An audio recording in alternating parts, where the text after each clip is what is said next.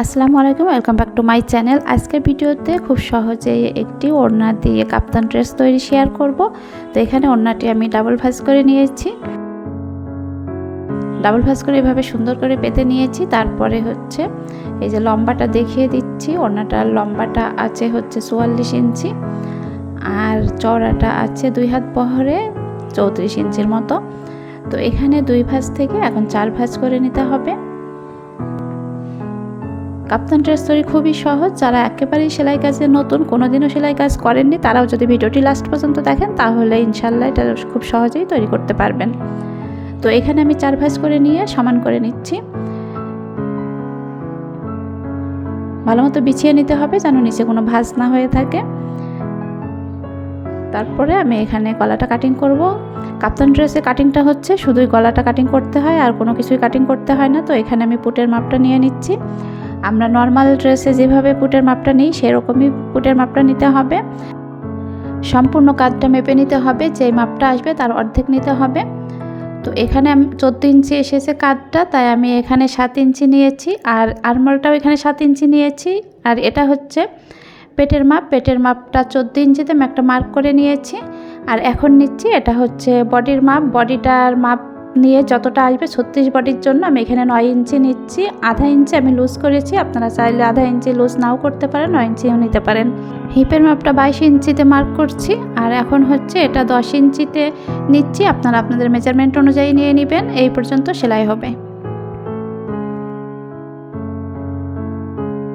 তো এখন আমি হচ্ছে গলাটা কাটিং করব। তো গলার চওড়াটা নিচ্ছি 2.5 ইঞ্চি।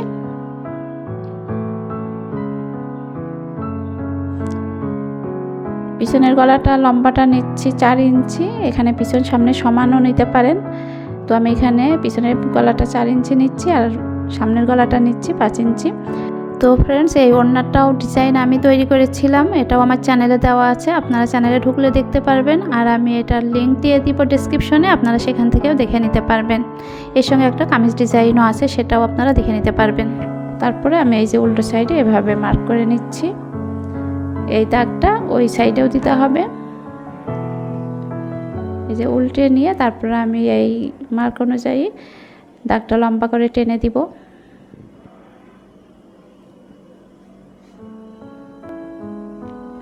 তো ফ্রেন্ডস, ভিডিওটি ভালো লাগলে লাইক কমেন্ট শেয়ার করবেন, সাবস্ক্রাইব করে বেল বাটনটি প্রেস করে রাখবেন পরবর্তী ভিডিও নোটিফিকেশন পাওয়ার জন্য। আর অলরেডি যারা সাবস্ক্রাইব করেছেন তাদেরকে অসংখ্য ধন্যবাদ।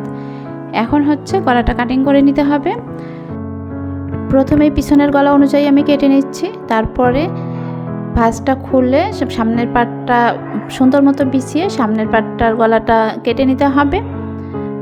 তো পিছনের গলাটা কেটে নিয়েছি। এখন হচ্ছে কাপড়টা সম্পূর্ণ খুলে নিতে হবে। কাপড়টা খুলে নিচ্ছি, নেওয়ার পরে আমি সামনের পাটের গলাটা কেটে নিব।